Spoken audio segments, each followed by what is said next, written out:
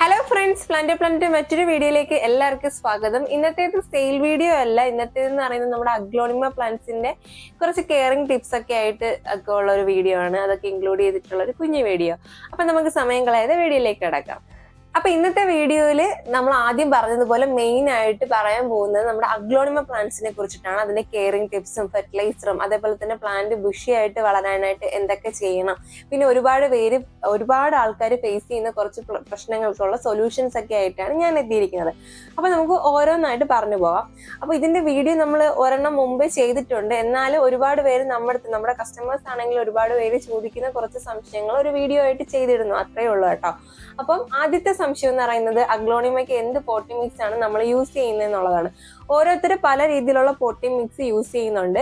ഞാൻ പറയുന്നത് ഞങ്ങൾ യൂസ് ചെയ്യുന്ന പോട്ടിംഗ് മിക്സ് എന്താണെന്നാണ്. നമ്മളിവിടെ യൂസ് ചെയ്യുന്ന പോട്ടിംഗ് മിക്സ് എന്ന് പറഞ്ഞാൽ സാധാരണ നമ്മൾ ചെടികളൊക്കെ നടാൻ ഉപയോഗിക്കുന്ന മണ്ണിന്റെ കൂട്ടത്തിൽ വെർമി കമ്പോസ്റ്റും വളരെ കുറച്ച് ക്വാണ്ടിറ്റിയിൽ ചകിരിച്ചോറും കുറച്ച് സാഫും കൂടെ ചേർത്തിട്ടുള്ള പോട്ടിംഗ് മിക്സ് ആണ് നമ്മൾ ഇവിടെ അഗ്ലോണിമയ്ക്ക് യൂസ് ചെയ്യുന്നത്. പിന്നെ അഗ്ലോണിമാസിൽ തന്നെ പല വെറൈറ്റീസ് ഉണ്ടല്ലോ. നമ്മൾ നോർമൽ ഗ്രീൻ വെറൈറ്റീസ് ഒക്കെ ആണെങ്കിൽ നമ്മൾ ചകിരിച്ചോറിനൊന്നും ചേർക്കേണ്ട ആവശ്യം വരുന്നില്ല.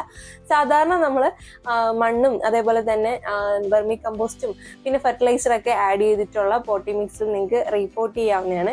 പക്ഷെ കളർ വെറൈറ്റീസ് എന്നൊക്കെ പറയുമ്പോഴത്തേക്ക് കെയർ കുറച്ച് കൂടുതൽ കൊടുക്കേണ്ട ടൈപ്പ് പ്ലാന്റ്സ് ആണ്. അപ്പൊ അതിനാണ് നമ്മൾ സാധാരണ ഗാർഡൻ സോയിൽ എന്ന് പറഞ്ഞാൽ ചെടികളൊക്കെ നടാൻ ഉപയോഗിക്കുന്ന മണ്ണും വെർമി കമ്പോസ്റ്റും സാഫും അതേപോലെ തന്നെ ചകിരിച്ചോറും കൂടെ ചേർത്തിട്ടുള്ള പോട്ടി മിക്സ് യൂസ് ചെയ്യുന്നത്. അപ്പൊ പലർക്കും ഉള്ള സംശയമാണ് നമ്മൾ വേറെ ഫെർട്ടിലൈസർ ഒന്നും ആഡ് ചെയ്യാറില്ലേ എന്നുള്ളത്. അപ്പൊ ഞങ്ങൾ ഇവിടെ ചെയ്യുന്ന മെത്തേഡ് എന്ന് പറഞ്ഞാൽ നമ്മൾ അഗ്ലോണിമ എപ്പോഴും റീപോർട്ട് ചെയ്യുന്ന സമയത്ത് ഒരുപാട് ഫെർട്ടിലൈസർ ചേർക്കാറില്ല. വെർമി കമ്പോസ്റ്റ് മാത്രമാണ് നമ്മൾ ആഡ് ചെയ്യുന്നത്. നമ്മൾ പ്ലാന്റ് റീപോർട്ട് ചെയ്ത് ഏകദേശം ഒരു 2 വീക്സ് അല്ലെങ്കിൽ 3 വീക്സ് കഴിയുമ്പോഴാണ് നമ്മൾ മറ്റുള്ള ഫെർട്ടിലൈസറുകൾ ആഡ് ചെയ്ത് കൊടുക്കുന്നത്.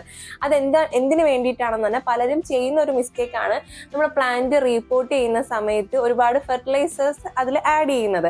അപ്പൊ ഈ അഗ്ലോണിമ പ്ലാന്റ്സിന്റെ റൂട്ട്സ് ഒക്കെ ഭയങ്കര സെൻസിറ്റീവ് ആയിട്ടുള്ള റൂട്ട്സ് ആണ്. അപ്പൊ നമ്മൾ പ്ലാന്റ്സ് അയക്കുമ്പോൾ പോട്ടിൽ നിന്ന് നമ്മൾ റിമൂവ് ചെയ്തിട്ട് റൂട്ടും അതിന്റെ കൂട്ടത്തിൽ പോട്ടി മിക്സും കൂടെ വച്ചിട്ടാണ് പ്ലാന്റ്സ് അയക്കുന്നത്. അപ്പൊ അങ്ങനെ നിങ്ങൾ ഒരാളുടെ കയ്യിൽ നിന്ന് വാങ്ങുമ്പോഴത്തേക്ക് തീർച്ചയായിട്ടും അതിന്റെ റൂട്ട്സിൽ പല ഇൻഫെക്ഷൻസും വരാനുള്ള ചാൻസസ് ഉണ്ട്. അപ്പോൾ നമ്മൾ ഫെർട്ടിലൈസർ ഒക്കെ ഒരുപാട് ആഡ് ചെയ്യുകയാണെങ്കിൽ ആ പ്ലാന്റിനെ നശിപ്പിക്കാനായിട്ട് ആ ഒരു കാരണം മാത്രം മതി. അതിന് പകരം ആദ്യമായിട്ട് നമ്മൾ അഗ്ലോണിമ പ്ലാന്റ്സ് റീപോർട്ട് ചെയ്യുമ്പോൾ അതിൽ ചേർക്കേണ്ടത് മെയിൻ ആയിട്ട് ഫംഗിസൈഡ് ആണ് ചേർക്കേണ്ടത്. അപ്പൊ അതിന് വേണ്ടിയിട്ടാണ് നമ്മൾ എന്ത് യൂസ് ചെയ്യുന്നത്, സാഫ് യൂസ് ചെയ്യുന്നത്. അപ്പൊ 2 വീക്സ് കഴിഞ്ഞിട്ടായിരിക്കും നമ്മൾ അതിന് ഫെർട്ടിലൈസ് ചെയ്ത് കൊടുക്കുന്നത്. അപ്പൊ ഫെർട്ടിലൈസർ ആയിട്ട് മെയിൻ ആയിട്ട് നമുക്ക് നമ്മുടെ കയ്യിലുള്ള എല്ലാതരം ഫെർട്ടിലൈസറും യൂസ് ചെയ്യാം.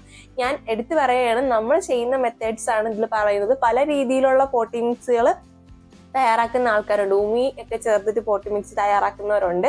പക്ഷെ നമുക്ക് കൂടുതൽ സ്യൂട്ടബിൾ ആയിട്ട് തോന്നിയിട്ടുള്ള പോട്ടി മിക്സ് ആണ് ഞാൻ ഈ പറയുന്നത് കേട്ടോ. അപ്പോൾ ഫെർട്ടിലൈസർ ആയിട്ട് നമ്മൾ എല്ലാതരം ഫെർട്ടിലൈസറുകളും യൂസ് ചെയ്യാറുണ്ട്. ഇപ്പൊ നമ്മളെ ചാണകപ്പൊടി, എല്ലുപൊടി അങ്ങനെയുള്ള ഫെർട്ടിലൈസറുകളൊക്കെ യൂസ് ചെയ്യാറുണ്ടെങ്കിൽ പോലും ഏറ്റവും കൂടുതൽ അഗ്ലോണിമ പ്ലാന്റ്സിന് ഗ്രോത്ത് കൂടുതൽ കിട്ടാനാണെങ്കിലും അതുപോലെ അതിന്റെ ലീഫിന്റെ ആ ഒരു സ്ട്രക്ചറും കളറും ആ ഒരു ഷൈനസ് എല്ലാം മെയിൻറ്റെയിൻ ചെയ്യാനായിട്ട് നമ്മൾ യൂസ് ചെയ്യുന്നത് ബാസ്താക്കോട്ട്, NPK അങ്ങനെയുള്ള ഫെർട്ടിലൈസറുകളാണ് യൂസ് ചെയ്യുന്നത്. അപ്പോൾ അതെന്ന് പറയുന്നത് സ്ലോ ഗ്രോത്ത് ഫെർട്ടിലൈസറുകൾ എന്നാണ് പറയുന്നത്. നമ്മൾ വളരെ കുറച്ച് മാത്രം ആഡ് ചെയ്ത് കൊടുത്ത ഒരു 2 മന്ത്സ് നമ്മൾ വേറെ ഫെർട്ടിലൈസ് ചെയ്യേണ്ട ആവശ്യമില്ല. അപ്പൊ ഇതിനിടയ്ക്കൂടെ നിങ്ങൾക്ക് വേണമെങ്കിൽ മറ്റുള്ള ഫെർട്ടിലൈസർ ആഡ് ചെയ്ത് കൊടുക്കാവുന്നതാണ്.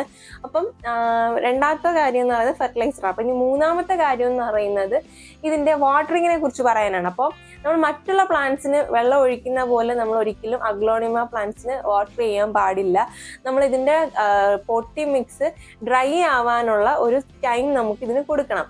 എന്ന് പറഞ്ഞാൽ നമ്മൾ ഡെയിലി വാട്ടർ ചെയ്തുകൊണ്ടിരുന്ന ഇതിന്റെ സോയിലിൽ ഈ വെള്ളം തങ്ങി നിന്നിട്ട് റൂട്ടിനും പ്ലാന്റിനും ഒക്കെ ഡാമേജ് വരാനുള്ള ചാൻസ് ഉണ്ട്. പക്ഷെ നമ്മൾ ഒരു 3 ഡേയ്സ് അല്ലെങ്കിൽ 4 ഡേയ്സ് ഗ്യാപ്പ് വിട്ട് നമ്മൾ വാട്ടർ ചെയ്യുകയാണെങ്കിൽ പ്ലാന്റ്സിന് വേറെ പ്രശ്നങ്ങളൊന്നും വരത്തില്ല. അപ്പോൾ പോട്ടിംഗ് മിക്സിന്റെ മുകളിലെ ഭാഗം നല്ല കംപ്ലീറ്റ് ആയിട്ട് ഡ്രൈ ആകുമ്പോൾ നിങ്ങൾ വെള്ളം ഒഴിക്കാനായിട്ട് ശ്രദ്ധിക്കുക.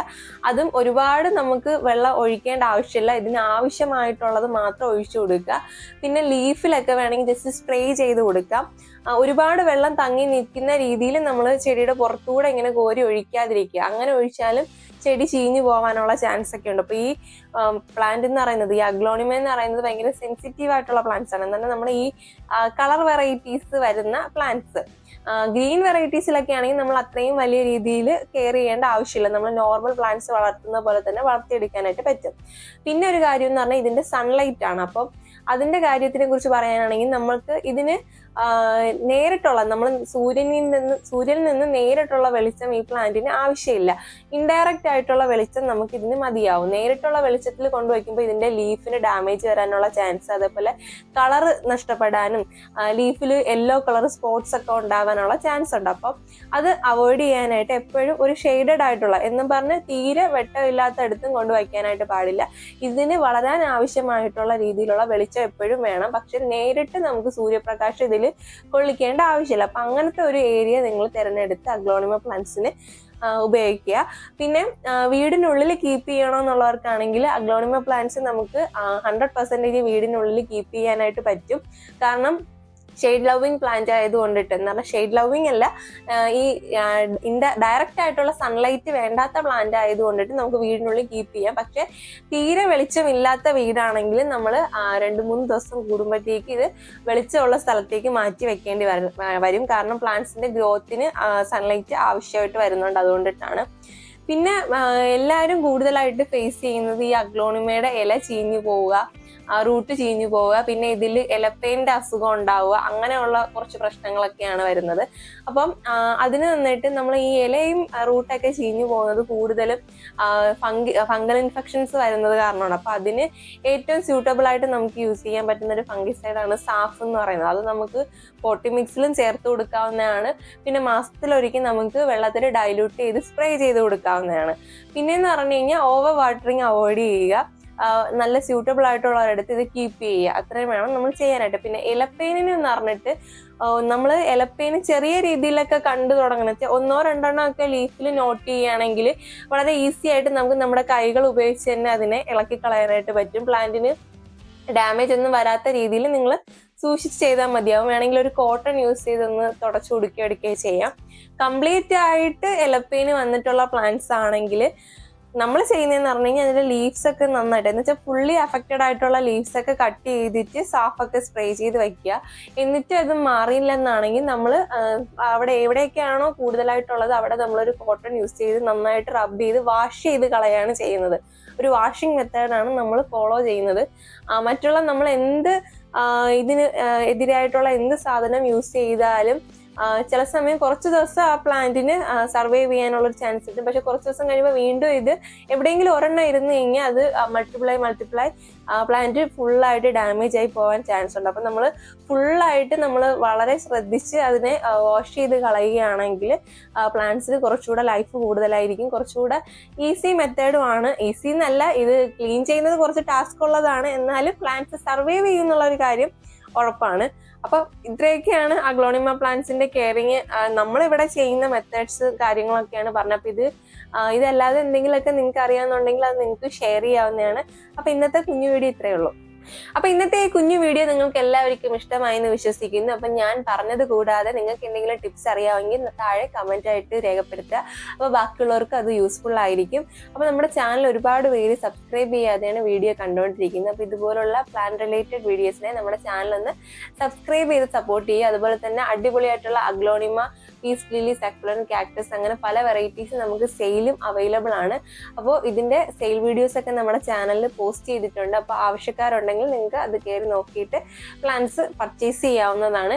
അപ്പോൾ പുതിയൊരു വീഡിയോയിൽ കാണാം. അതുവരേക്കും ബൈ.